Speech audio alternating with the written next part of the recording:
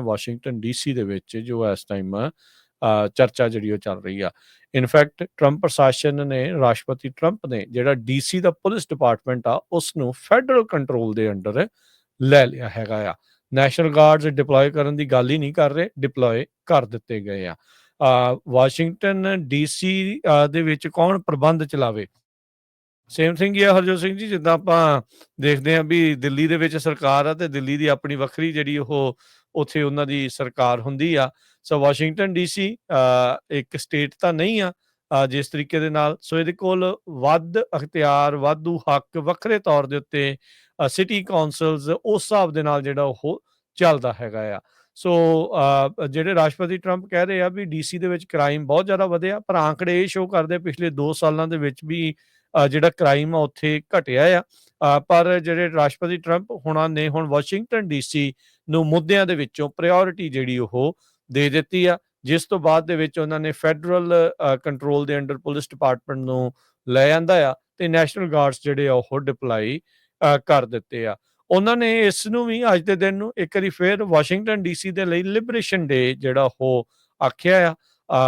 ਜਿੱਦਾਂ ਪਹਿਲਾਂ ਇਹਨਾਂ ਨੇ ਲਿਬਰੇਸ਼ਨ ਡੇ ਜਦੋਂ ਟੈਰਿਫਸ ਲਾਏ ਸੀ ਉਸ ਨੂੰ ਲੈ ਕੇ ਵੀ ਜਿੱਦਾਂ ਆਖਿਆ ਸੀ, ਸੋ ਅੱਜ ਦੇ ਇਸ ਦਿਨ ਨੂੰ ਵੀ ਉਹਨਾਂ ਨੇ ਲਿਬਰੇਸ਼ਨ ਡੇ ਵਾਸ਼ਿੰਗਟਨ ਡੀਸੀ ਦੇ ਲਈ ਆਖਿਆ। ਕਹਿੰਦੇ ਵੀ ਅੱਜ ਅਸੀਂ ਇੱਥੇ ਇਕੱਠੇ ਹੋਏ ਹਾਂ ਬੜੇ ਸੀਰੀਅਸ ਪਰਪਸ ਦੇ ਲਈ, ਵੈਰੀ ਸੀਰੀਅਸ। ਟਰੰਪ ਉਹਨਾਂ ਨੇ ਕਿਹਾ ਵੀ ਆਊਟ ਆਫ ਕੰਟਰੋਲ ਆ, ਕਹਿੰਦੇ ਵੀ ਇੱਥੇ ਚੀਜ਼ਾਂ, ਤੇ ਅਸੀਂ ਕੰਟਰੋਲ ਦੇ ਵਿੱਚ ਇਸ ਨੂੰ ਬਹੁਤ ਤੇਜ਼ੀ ਦੇ ਨਾਲ ਲੈ ਕੇ ਆਵਾਂਗੇ।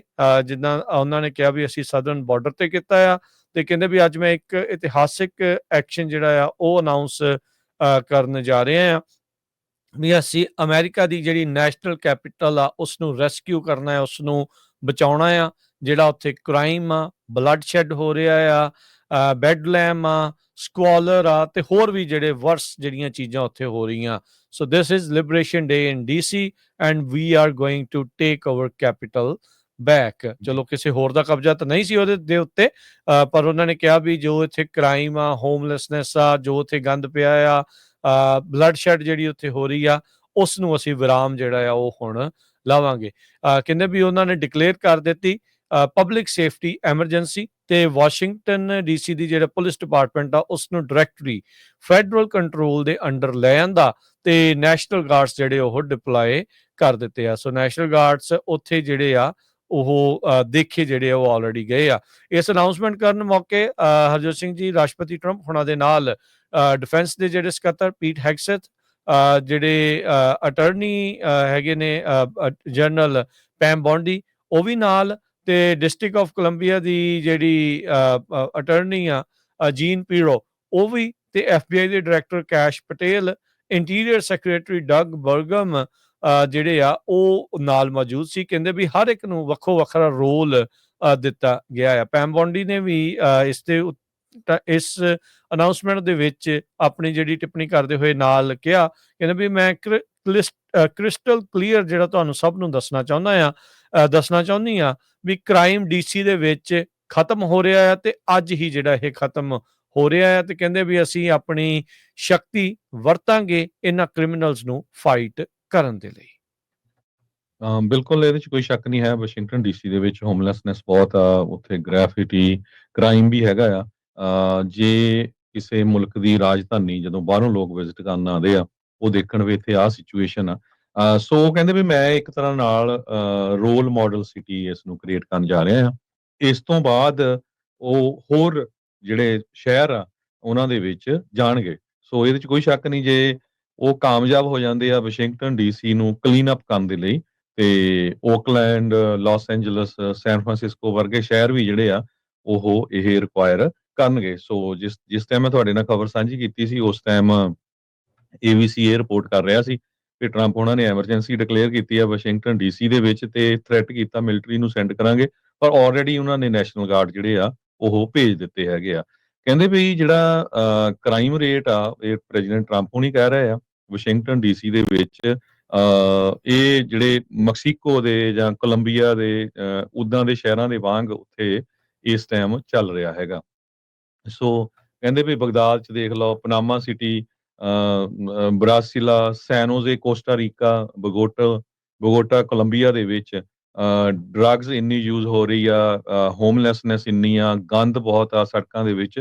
ਸੋ ਸਾਰਾ ਕੁਝ ਕਲੀਨ ਅਪ ਕਰਨ ਜਾ ਰਹੇ ਹੈਗੇ ਆ। ਹੁਣ ਦੇਖਦੇ ਆ ਵੀ ਸਿਟੀ ਆਫ ਵਾਸ਼ਿੰਗਟਨ ਡੀਸੀ ਤੇ ਜਿਹੜਾ ਟਰੰਪ ਐਡਮਿਨਿਸਟ੍ਰੇਸ਼ਨ ਆ ਉਹਨਾਂ ਦੇ ਵਿੱਚ ਜਿਹੜੀ ਲੜਾਈ ਕਿੰਨੀ ਕੁ ਚੱਲਦੀ ਆ, ਕਿਉਂਕਿ ਉੱਥੇ ਦੇ ਜਿਹੜੇ ਮੇਅਰ ਆ ਉਹ ਆਪਾਂ ਨੂੰ ਪਤਾ ਹੈ ਵੀ ਡੈਮੋਕ੍ਰੇਟ ਹੈਗੇ ਆ। ਪਿਛਲੇ ਸਮੇਂ 'ਚ ਪ੍ਰੋਟੈਸਟ ਵੀ ਬਹੁਤ ਜ਼ਿਆਦਾ ਜਿਹੜੇ ਪ੍ਰੈਜ਼ੀਡੈਂਟ ਟਰੰਪ ਉਹਨਾਂ ਦੇ ਅਗੇਂਸਟ ਹੋਏ ਹੈਗੇ ਆ। ਤੇ ਵਾਸ਼ਿੰਗਟਨ ਡੀਸੀ ਇਦਾਂ ਦਾ ਵੀ ਸ਼ਹਿਰ ਆ ਵੀ ਜਿੱਥੇ ਸਭ ਤੋਂ ਜ਼ਿਆਦਾ ਪ੍ਰੋਟੈਸਟ ਹੁੰਦੇ ਆ ਵੱਖ-ਵੱਖ ਮੁੱਦਿਆਂ ਨੂੰ ਲੈ ਕੇ। ਇਹ ਉੱਥੇ ਚੱਲਦਾ ਹੀ ਰਹਿੰਦਾ ਹੈਗਾ।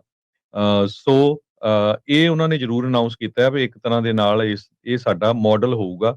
ਇਸ ਤੋਂ ਬਾਅਦ ਫਿਰ ਆਪਾਂ ਹੋਰ ਸ਼ਹਿਰਾਂ ਦੇ ਵੱਲ ਚੱਲਾਂਗੇ। ਜਿਸ ਤਰ੍ਹਾਂ ਤੁਸੀਂ ਦੱਸਿਆ ਹੀ ਆ ਵੀ ਇਹ ਕਿਹਾ ਵੀ ਲਿਬਰੇਸ਼ਨ ਡੇ ਡੀਸੀ ਦੇ ਵਿੱਚ ਹੈਗਾ ਆ, ਤੇ ਅਸੀਂ ਆਪਣੀ ਰਾਜਧਾਨੀ ਨੂੰ ਵਾਪਸ ਲੈਣ ਜਾ ਰਹੇ ਹੈਗੇ।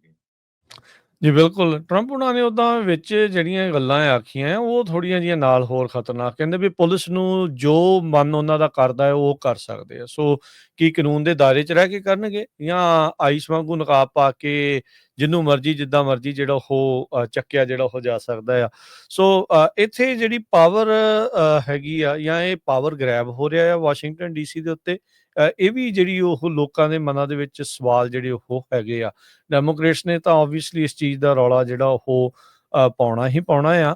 ਉੱਥੋਂ ਦੀ ਜਿਹੜੀ ਮੇਅਰ ਬਾਊਜ਼ਰ ਆ ਉਹਨਾਂ ਬਾਰੇ ਵੀ ਉਹਨਾਂ ਨੇ ਕਿਹਾ ਵੀ ਉਹ ਤਾਂ ਚੰਗੀ ਆ, ਉਹਨੂੰ ਮੌਕਾ ਜਿਹੜਾ ਉਹ ਜਿੱਦਾਂ ਤੁਸੀਂ ਦੱਸਿਆ ਵੀ ਦਿੱਤਾ ਆ, ਪਰ ਇਹ ਕਿੱਦਾਂ ਆ। ਸੋ ਕ੍ਰਾਈਮ ਘਟਿਆ ਆ, ਬਟ ਟਰੰਪ ਹੁਣੀ ਕਹਿ ਰਹੇ ਵੀ ਕ੍ਰਾਈਮ ਵਧਿਆ ਆ। ਰੀਸੈਂਟਲੀ ਮੈਂ ਜਾ ਕੇ ਆਇਆ ਸੀ ਵਾਸ਼ਿੰਗਟਨ ਡੀਸੀ 'ਚ, ਹੈਗੇ ਨੇ ਹੋਮਲੈਸਨੈਸ, ਪਰ ਜਿਸ ਤਰੀਕੇ ਦੇ ਨਾਲ ਇਹ ਪੇਂਟ ਕਰ ਰਿਹਾ ਪਿਕਚਰ ਉੱਦਾਂ ਦੇ ਹਾਲਾਤ ਤਾਂ ਸ਼ਾਇਦ ਨਹੀਂ ਆ। ਕੁਛ ਇਲਾਕੇ ਜਿਹੜੇ ਆ ਵਿੱਚ ਹਰ ਥਾਂ ਦੇ ਉੱਤੇ ਜਿਹੜੇ ਉਹ ਹੁੰਦੇ ਹੀ ਆ। ਹੋਮਲੈਸਨੈਸ ਦੀ ਸਿਚੁਏਸ਼ਨ ਆਲ ਓਵਰ ਅਮਰੀਕਾ ਸਭ ਜਿਹੜੀ ਉਹ ਕਾਫੀ ਜ਼ਿਆਦਾ ਬੈਡ ਆ, ਪਰ ਖਾਸ ਕਰਕੇ ਜਿਹੜੀਆਂ ਡੈਮੋਕ੍ਰੇਟ ਸਟੇਟਸ ਆ ਜਾਂ ਡੈਮੋਕ੍ਰੇਟ ਸਿਟੀਜ਼ ਆ ਉੱਥੇ ਜਿਹੜੀ ਆ ਉਹ ਜ਼ਿਆਦਾ ਸਥਿਤੀ ਬੈਡ ਆ।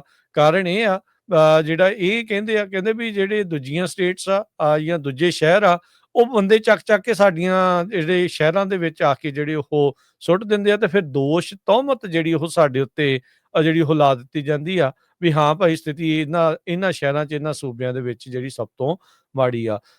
ਇਹ ਮਲਟੀ ਲੇਅਰਡ ਸਿਚੁਏਸ਼ਨ ਬੈਡ ਹੋਈ ਆ ਹੋਮਲੈਸਨੈਸ ਦੀ। ਕੱਲਾ ਇਹ ਕਹਿ ਦੇਣਾ ਵੀ ਕੋਈ ਕੱਲਾ ਘਰ 'ਚ ਰਹਿ ਕੇ ਨਹੀਂ ਰਾਜੀ, ਇਹ ਕਈਆਂ ਦੇ ਲਈ ਇਹ ਗੱਲ ਸੱਚ ਹੋ ਸਕਦੀ ਆ। ਬਹੁਤ ਸਾਰੇ ਲੋਕ ਮੈਂਟਲੀ ਜਿਹੜੇ ਆ ਉਹ ਬਿਮਾਰ ਨੇ। ਬਹੁਤ ਸਾਰੇ ਇੱਥੇ ਆਪਾਂ ਕੈਲੀਫੋਰਨੀਆ 'ਚ ਵੀ ਦੇਖਿਆ ਵੀ ਇਹਨਾਂ ਨੇ ਕਈ ਤਰੀਕੇ ਦੇ ਨਵੇਂ ਕਾਨੂੰਨ ਬਹੁਤ ਕੁਛ ਜਿਹੜਾ ਉਹ ਬਣਾਇਆ, ਪਰ ਉਸ ਦਾ ਹੱਲ ਜਿਹੜਾ ਅਜੇ ਤੱਕ ਕਿਸੇ ਦੇ ਕੋਲ ਵੀ ਹੈ ਨਹੀਂ ਹੈ ਤੇ ਨਾ ਹੀ ਕੋਈ ਲੱਭ ਰਿਹਾ ਹੈ। ਕੀ ਇਹਨਾਂ ਨੂੰ ਤੁਸੀਂ ਜੇਲ੍ਹਾਂ 'ਚ ਸੁੱਟ ਕੇ ਕੰਮ ਸੈੱਟ ਕਰ ਲਓਗੇ? ਇਹ ਹੁਣ ਜਿਹੜੀ ਇੱਕ ਵੱਡੀ ਜਿਹੜੀ ਸਿਚੁਏਸ਼ਨ ਆ ਹੋਮਲੈਸਨੈਸ ਦੀ, ਸੁਸਾਇਟੀ ਦੀ, ਸਮਾਜ ਦੀ, ਇਹ ਜਿਹੜੀਆਂ ਸਮੱਸਿਆਵਾਂ ਕਹਿੰਦੇ ਆਪਸ ਦੇ ਵਿੱਚ ਖਾਸੀਆਂ ਜਿਹੜੀਆਂ ਉਹ ਜੁੜੀਆਂ ਪਈਆਂ ਨੇ। ਜੀ। ਜੀ।